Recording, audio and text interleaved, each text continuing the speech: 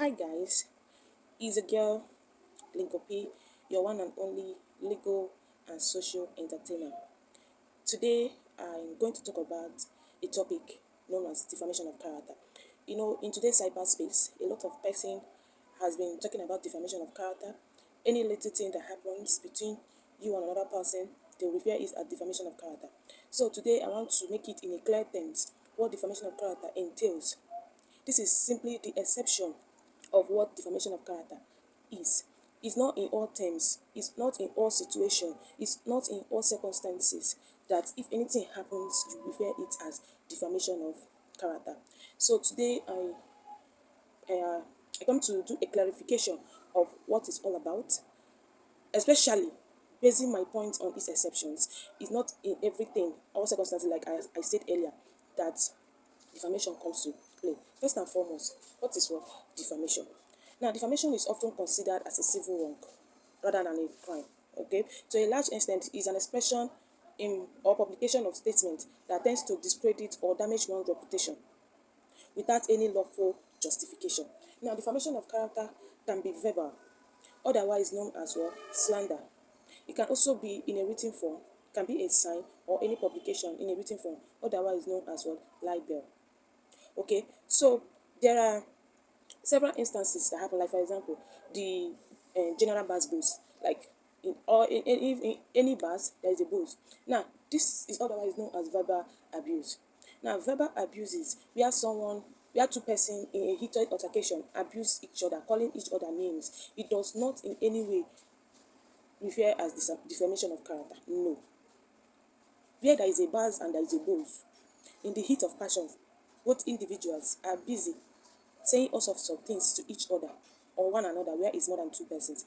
It does not amount to defamation of character. So there are several exceptions of defamation of character. Very one of them that is very common is fair comment.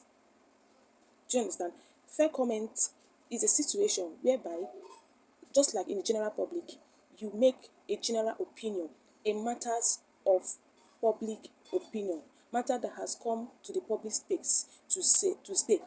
That is why you see that a lot of socialites, a lot of bloggers and all that, they are not arresting them, especially when it has to do with statements that is already in the public setting, that is already in the public domain. You have the right to state your own opinion of the fact that is trending, basically trending news, trending gist. You have the right to state your own opinion.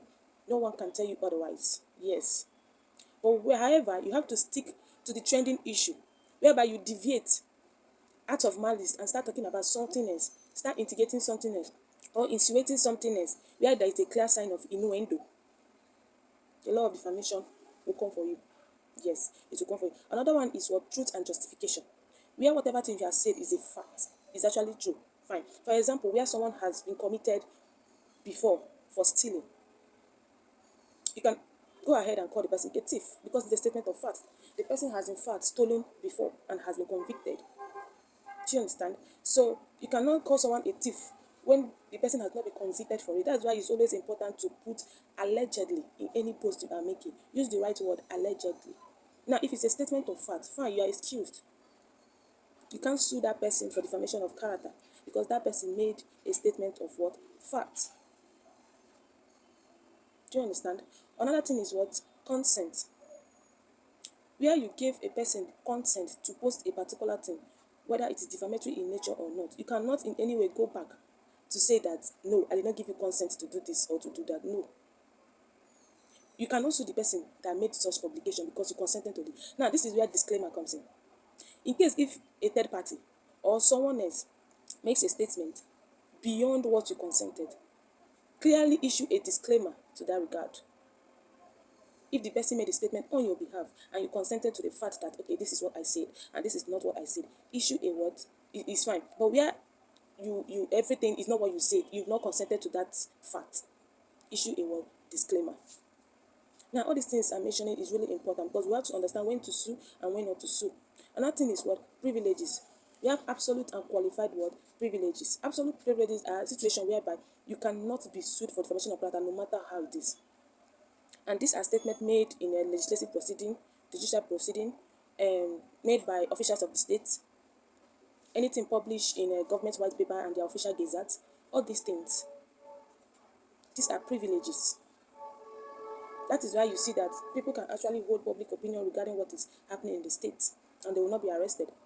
Except what you are saying, except the public opinion you are holding is capable of instigating chaos and unrest in society, then you can be sued for sedition. It will no longer be an issue of defamation of character. The government will sue you for sedition.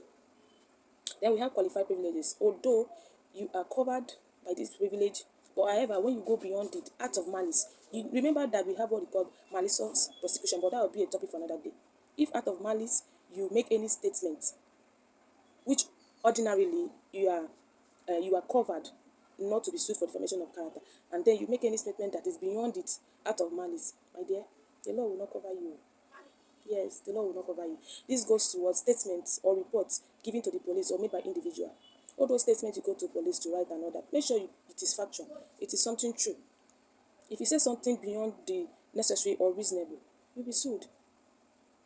Yes, you'll be sued. It can be used against you. That's why I say whatever thing you say, you do or say will be used against you in the court of law. At first, you are protected, but with time, you will not be protected. Yes. So these are the few things that you should know, that it's not everything that refers as what defamation of character. There are several exceptions, and you can also in this regard. Thank you and God bless you. Please follow me, like and share for more tips.